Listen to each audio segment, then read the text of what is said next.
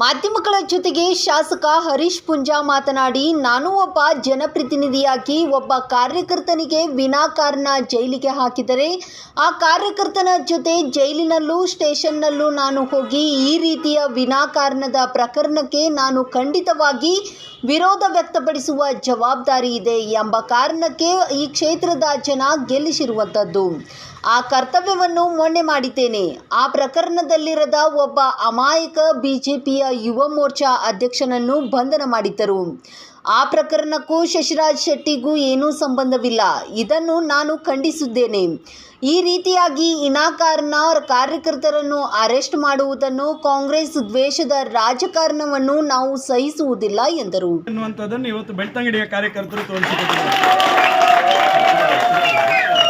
ನಾನು ಒಬ್ಬ ಕ್ಷೇತ್ರದ ಜನಪ್ರತಿನಿಧಿಯಾಗಿ ಒಬ್ಬ ಕಾರ್ಯಕರ್ತನಿಗೆ ವಿನಾಕಾರಣ ಜೈಲಿಗೆ ಹಾಕಿದರೆ ಆ ಕಾರ್ಯಕರ್ತನ ಜೊತೆ ಜೈಲಿನಲ್ಲೂ ಸ್ಟೇಷನಲ್ಲೂ ನಾನು ಹೋಗಿ ಈ ರೀತಿಯ ವಿನಾಕಾರಣದ ಪ್ರಕರಣಕ್ಕೆ ನಾನು ಖಂಡಿತವಾಗಿ ವಿರೋಧವನ್ನು ವ್ಯಕ್ತಪಡಿಸ್ತಕ್ಕಂಥ ಜವಾಬ್ದಾರಿ ಇದೆ ಎನ್ನುವ ಕಾರಣಕ್ಕೋಸ್ಕರನೇ ಈ ಕ್ಷೇತ್ರದ ಮತದಾರರು ನನ್ನನ್ನು ಗೆಲ್ಲಿಸಿರ್ತಕ್ಕಂಥದ್ದು. ಆ ಕರ್ತವ್ಯವನ್ನು ನಾನು ಮೊನ್ನೆ ಮಾಡಿರ್ತಕ್ಕಂಥದ್ದು. ಒಬ್ಬ ಅಮಾಯಕ, ಯಾವುದೇ ಆ ಪ್ರಕರಣದಲ್ಲಿ ಇಲ್ಲದಂಥ ಒಬ್ಬ ಭಾರತೀಯ ಜನತಾ ಪಾರ್ಟಿಯ ಯುವ ಮೋರ್ಚಾದ ಅಧ್ಯಕ್ಷನನ್ನು ಬಂಧನ ಮಾಡಿರ್ತಕ್ಕಂಥ ಇದನ್ನೆಲ್ಲವನ್ನು ಸ್ಪಷ್ಟವಾಗಿ ಮಾಧ್ಯಮದ ಮಿತ್ರರು ಜನರಿಗೆ ತಿಳಿಸಬೇಕು. ಆ ಪ್ರಕರಣಕ್ಕೂ ಶಶಿರಾಜ್ ಶೆಟ್ಟಿಗೂ ಯಾವುದೇ ರೀತಿಯಾಗಿರ್ತಕ್ಕಂಥ ಸಂಬಂಧ ಇಲ್ಲದೆ ಭಾರತೀಯ ಜನತಾ ಪಾರ್ಟಿಯಲ್ಲಿ ಮತ್ತು ಬೇರೆ ಬೇರೆ ಚಟುವಟಿಕೆಯಲ್ಲಿ ಮುಂಚೂಣಿಯಲ್ಲಿ ಕೆಲಸ ಮಾಡ್ತಾನೆ ಎನ್ನುವ ಕಾರಣಕ್ಕೋಸ್ಕರನೇ ಅವನನ್ನು ಅರೆಸ್ಟ್ ಮಾಡಿರೋದು, ಆ ಕೇಸಲ್ಲಿ ಫಿಕ್ಸ್ ಮಾಡಿರ್ತಕ್ಕಂಥದ್ದು.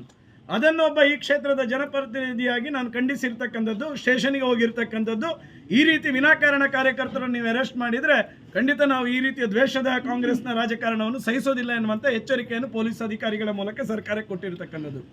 ಅದನ್ನೇ ನೆಪವಾಗಿಟ್ಟುಕೊಂಡು ಇವತ್ತು 2-3 ಕೇಸ್ಗಳನ್ನು ನಮ್ಮ ಮೇಲೆ ಹಾಕಿದ್ದಾರೆ.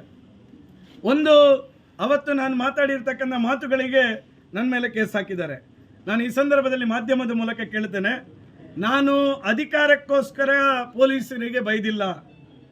ಸಿದ್ದರಾಮಯ್ಯ ಅವರು ಅಧಿಕಾರಕ್ಕೋಸ್ಕರ ಅವತ್ತಿನ ಪೊಲೀಸ್ ಕಮಿಷನರ್ ಬಿದ್ರಿ ಅವರ ಕಾಲರ್ ಪಟ್ಟಿ ಹಿಡಿದ್ರಲ್ಲ, ನಾನು ಕಾರ್ಯಕರ್ತರ ಶಕ್ತಿಗೋಸ್ಕರ ನಾನು ಪೊಲೀಸರಿಗೆ ಬೈದಿರತಕ್ಕಂಥ, ನಾನು ಅಧಿಕಾರಕ್ಕೋಸ್ಕರ ಹಿಡಿದಿಲ್ಲ. ಕಾಂಗ್ರೆಸ್ ಸರ್ಕಾರಕ್ಕೆ ನೈತಿಕತೆ ಇಲ್ಲ. ಯಾಕಂತ ಹೇಳಿದ್ರೆ ಪೊಲೀಸರ ಮೇಲೆ ಅತ್ಯಂತ ಹೆಚ್ಚು ದೌರ್ಜನ್ಯ ಮಾಡ್ತಕ್ಕಂಥ ನಾಯಕರು ಯಾರು ಕೇಳಿದರೆ ಅದು ಕಾಂಗ್ರೆಸ್ ಪಾರ್ಟಿಯ ನಾಯಕರು. ಅವರು ಬಿಜೆಪಿಯ ನಾಯಕರಿಗೆ ಬುದ್ಧಿವಾದ ಹೇಳತಕ್ಕಂಥ ಅವಶ್ಯಕತೆ ಇಲ್ಲ. ನೀವು ಪೊಲೀಸ್ ಇಲಾಖೆಯನ್ನು ಇಟ್ಕೊಂಡು ಅವತ್ತಿನಿಂದ ಇವತ್ತಿನವರೆಗೆ, ತುರ್ತು ಪರಿಸ್ಥಿತಿನಿಂದ ಹಿಡಿದು ಇವತ್ತಿನವರೆಗೆ ನೀವು ಪೊಲೀಸ್ ಇಲಾಖೆಯನ್ನು ಇಟ್ಕೊಂಡು ಸಮಾಜವನ್ನು ದೌರ್ಜನ್ಯ ಮಾಡಿಕೊಂಡು ಬಂದಂಥ ಪಾರ್ಟಿ ಕಾಂಗ್ರೆಸ್ ಪಾರ್ಟಿ. ಇವತ್ತು ಮತ್ತೆ ನಾವೆಲ್ಲ ಒಬ್ಬ ಕಾರ್ಯಕರ್ತನಿಗೆ ನೋವಾಗಿದೆ ಅಂತ ಹೇಳುವ ಕಾರಣಕ್ಕೋಸ್ಕರ ನಾವು ಪ್ರತಿಭಟನೆಯನ್ನು ಮಾಡಿದರೆ ಪೊಲೀಸ್ ಇಲಾಖೆ ಕಾಂಗ್ರೆಸ್ನ ಒತ್ತಡದ ಮೂಲಕ ನಮಗೆ ಅನುಮತಿ ಕೊಡಲಿಲ್ಲ. ಹೇಳ್ತೇನೆ ನಾನು, ಪ್ರಜ್ವಲ್ ರೇವಣ್ಣ ಅವರ ಪೆನ್ ಡ್ರೈವ್ ಇಶ್ಯೂ ಆದಾಗ ಇದೇ ಚುನಾವಣೆ ನೀತಿ ಸಂಹಿತೆ ಇರಬೇಕಾದ್ರೆ ಕಾಂಗ್ರೆಸ್ ಪಾರ್ಟಿ ಇಡೀ ರಾಜ್ಯದಲ್ಲಿ ಪ್ರತಿಭಟನೆ ಮಾಡಿತ್ತಲ್ಲ, ಆವಾಗ ಯಾವ ನ್ಯಾಯ ಇತ್ತು, ಯಾವ ಕಾನೂನಿತ್ತು? ಆದರೆ ಬಿಜೆಪಿಯ ಕಾರ್ಯಕರ್ತನಿಗೆ ಅನ್ಯಾಯ ಆಗಿದೆ ಅಂತ ಹೇಳಿದಾಗ ನೀವು ಹೋರಾಟಕ್ಕೆ ಅನುಮತಿಯನ್ನು ಕೊಡೋದಿಲ್ಲ. ಇದು ಯಾವ ನ್ಯಾಯ ಸ್ವಾಮಿ? ನಾವು ಇಂಥ ಗೊಡ್ಡು ಬೆದರಿಕೆಗಳಿಗೆ ಹೆದರಿ ಮನೆಯಲ್ಲಿ ಕೂತ್ಕೊಳ್ತೇವೆ ಅಂತ ತಿಳ್ಕೊಂಡಿದ್ರು ಅವರು. ಆ ಕಾರಣಕ್ಕೋಸ್ಕರ ಬೆಳಿಗ್ಗೆ 144 ಸೆಕ್ಷನ್ ಜಾರಿ ಇದೆ ಅಂತೇಳಿ ಮೈಕದಲ್ಲಿ ಅನೌನ್ಸ್ ಮಾಡಿದರು. ಬೇರೆ ಬೇರೆ ಸಾಮಾಜಿಕ ಜಾಲತಾಣದಲ್ಲಿ ನೀವು ಪ್ರತಿಭಟನೆಗೆ ಹೋದರೆ ಅರೆಸ್ಟ್ ಮಾಡ್ತೇವೆ ಅಂತ ಗೊಡ್ಡು ಬೆದರಿಕೆಗಳನ್ನು ಹಾಕಿದ್ರು. ಪ್ರಾಯಶಃ ನಮ್ಮ ಬೆಳ್ತಂಗಡಿಯ ಕಾರ್ಯಕರ್ತರು ಇದನ್ನೆಲ್ಲವನ್ನು ಬದಿಗಿಟ್ಟು 1,500 ಸಂಖ್ಯೆಯಲ್ಲಿ ಆ ಪ್ರತಿಭಟನೆಗೆ ಭಾಗವಹಿಸಿದರು. ಆವಾಗಾಯಿತು ಇದು ನಮ್ಮ ಕೈ ಮೀರಿ ಹೋಗಿದೆ ಅಂತೇಳಿ ಅವರು ಸುಮ್ಮನೆ ಕೂತರು.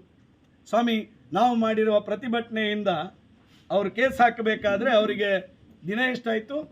ಸಿದ್ದರಾಮಯ್ಯ ಅವರು ಬಂದು ಹೋದ ನಂತರ FIR ಮಾಡಿದರು. ನಾಚಿಕೆ ಬೇಡ ನಿಮಗೆ ತಾಕತ್ತಿದ್ರೆ ಭಾರತೀಯ ಜನತಾ ಪಾರ್ಟಿ ಶಾಸಕನ ಮೇಲೆ, ಕಾರ್ಯಕರ್ತರ ಮೇಲೆ ಕೇಸ್ ಹಾಕಬೇಕಿದ್ರೆ ಸಿದ್ದರಾಮಯ್ಯ ಅವರು ಬರೋದಕ್ಕಿಂತ ಮುಂಚೆ ಕೇಸ್ ಹಾಕ್ಬೋದಿತ್ತಲ್ಲ ನಿಮಗೆ? ನೀವು ಯಾಕೆ? ಇವತ್ತು ನನಗೆ ಖುಷಿ ಇದೆ, ಬೆಳಿಗ್ಗೆಯಿಂದ ನಮ್ಮ ಕಾರ್ಯಕರ್ತರು ಒಂದು ಬಿಸ್ಕೆಟ್ ಅನ್ನು ಬಿರಿಯಾನಿ ರೀತಿಯಲ್ಲಿ ಸೇವನೆ ಮಾಡಿ ಇವತ್ತು ಸಂಜೆವರೆಗೆ ಇಲ್ಲಿ ಕೂತಿದ್ದಾರೆ ಅಂತ ಹೇಳಿದ್ರೆ ಅದು ನಮ್ಮ ಕಾರ್ಯಕರ್ತರು. ಸಂಸತ್ ಸದಸ್ಯರು ನಳಿನ್ ಕುಮಾರ್ ಕಟೀಲ್ರು ಮಾಹಿತಿ ತಿಳಿಸಿದ ತಕ್ಷಣ ಇವತ್ತು ಇಲ್ಲಿ ಬಂದಿದ್ದಾರೆ. ಬಂಟ್ವಾಳದ ಶಾಸಕರಾಗಿರ್ತಕ್ಕಂಥ ರಾಜೇಶ್ ನಾಯ್ಕರು ಬಂದಿದ್ದಾರೆ. ಸುಳ್ಯದ ಶಾಸಕರಾಗಿರ್ತಕ್ಕಂಥ ಭಗೀರಥಿ ಅಕ್ಕ ಬಂದಿದ್ದಾರೆ. ಮೂಡುಬಿದ್ರೆ ಶಾಸಕರಾಗಿರ್ತಕ್ಕಂಥ ಉಮನಾಥ್ ಕೋಟ್ಯಾನ್ ಬಂದಿದ್ದಾರೆ. ಮಂಗಳೂರು ದಕ್ಷಿಣದ ಶಾಸಕರಾಗಿರ್ತಕ್ಕಂಥ ವೇದವ್ಯಾಸ್ ಕಾಮತ್ ಬಂದಿದ್ದಾರೆ, ಮಾಜಿ ಶಾಸಕರಾಗಿರ್ತಕ್ಕಂಥ ಕ್ಯಾಪ್ಟನ್ ಗಣೇಶ್ ಕಾರ್ಣಿಕರು ಬಂದಿದ್ದಾರೆ.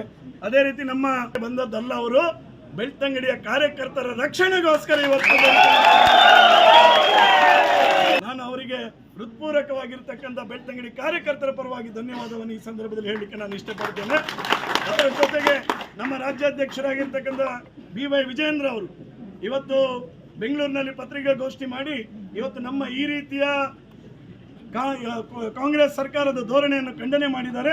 ನಿತ್ಯ ನಿರಂತರವಾಗಿ ಇವತ್ತು ಫೋನ್ನ ಮೂಲಕ ವಿಜಯೇಂದ್ರ ಅವರು ನಮ್ಮ ಸಂಪರ್ಕದಲ್ಲಿ ಇದ್ದುಕೊಂಡು ಒಬ್ಬ ಜನಪ್ರತಿನಿಧಿಗೆ ಶಕ್ತಿಯನ್ನು ತುಂಬತಕ್ಕಂಥ ಕೆಲಸವನ್ನು ವಿಜಯೇಂದ್ರ ಅವರು ಮಾಡಿದ್ದಾರೆ. ಬಹುಶಃ ನಾನು ಈ ಸಂದರ್ಭದಲ್ಲಿ ಬಂದಿರತಕ್ಕಂಥ ಎಲ್ಲ ಕಾರ್ಯಕರ್ತರಿಗೆ ಯಾವ ಸಂದರ್ಭದಲ್ಲೂ ನಿಮಗೆ ಧನ್ಯವಾದ ಕೊಡಲಿಕ್ಕೆ ನನ್ನಿಂದ ಸಾಧ್ಯ ಇಲ್ಲ.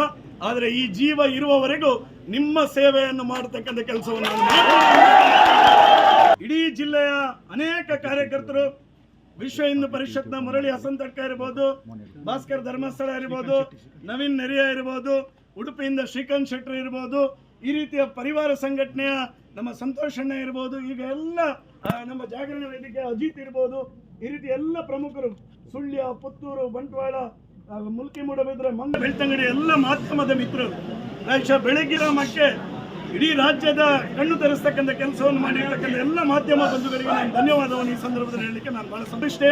ಠಾಣೆಯಲ್ಲಿ ಹೋಗಿ ಏನು ನಾವು ಅವರಿಗೆ ಬೇಕಾಗಿರ್ತಕ್ಕಂಥ ವಿಚಾರಣೆಗೆ ನಾವು ಸಹಕರಿಸಬೇಕು, ಅದನ್ನು ಖಂಡಿತವಾಗಿ ಕಾನೂನಿನ ದೃಷ್ಟಿಯಲ್ಲಿ ನಾವು ಸಹಕಾರವನ್ನು ಕೊಡ್ತಕ್ಕಂಥ ಕೆಲಸವನ್ನು ನಾನು ಮಾಡ್ತೇನೆ ಎನ್ನುವಂಥ ವಿಶ್ವಾಸದ ಮಾತನ್ನು ಈ ಸಂದರ್ಭದಲ್ಲಿ ಹೇಳ್ತಾ ಎಲ್ರಿಗೂ ಮತ್ತೊಮ್ಮೆ ಧನ್ಯವಾದವನ್ನು ಹೇಳ್ತಾ ನನ್ನ ಮಾತು ಮುಗಿಸ್ತೇನೆ. ನನಗೆ ಎರಡು ನೋಟಿಸ್ ಕೊಟ್ಟಿದ್ದಾರೆ. ಇವತ್ತು ಕಾಲಾವಕಾಶ ಇದ್ದರೆ ಇವತ್ತು ಹೋಗ್ತೇನೆ, ನಾಳೆ ಕಾಲಾವಕಾಶ ಇಲ್ಲ ಅಂದರೆ ನಾಳೆ ಹೋಗ್ತೇನೆ. ನಾನು ಅವರು ಕೊಟ್ಟಿರ್ತಕ್ಕಂಥ ಕಾಲಾವಕಾಶ ಇದೆ. ನಾವು 5 ದಿನ ಕೇಳಿದ್ದೇವೆ. ನಾವು ಯಾವುದೇ ಸಂದರ್ಭದಲ್ಲಿ ನಾವು ಹೋಗಿ ಸ್ಟೇಷನ್ಗೆ ಹೋಗಿ ಅವರಿಗೆ ವಿಚಾರಣೆಗೆ ನಾನು ಬದ್ಧವಾಗಿರ್ತೇನೆ. ಇನ್ನಷ್ಟು ಹೆಚ್ಚಿನ ಸುದ್ದಿಗಾಗಿ ನಮ್ಮ News 11 ಕರ್ನಾಟಕ ಚಾನೆಲ್ಗೆ ಲೈಕ್ ಮಾಡಿ, ಶೇರ್ ಮಾಡಿ, ಸಬ್ಸ್ಕ್ರೈಬ್ ಮಾಡಿ.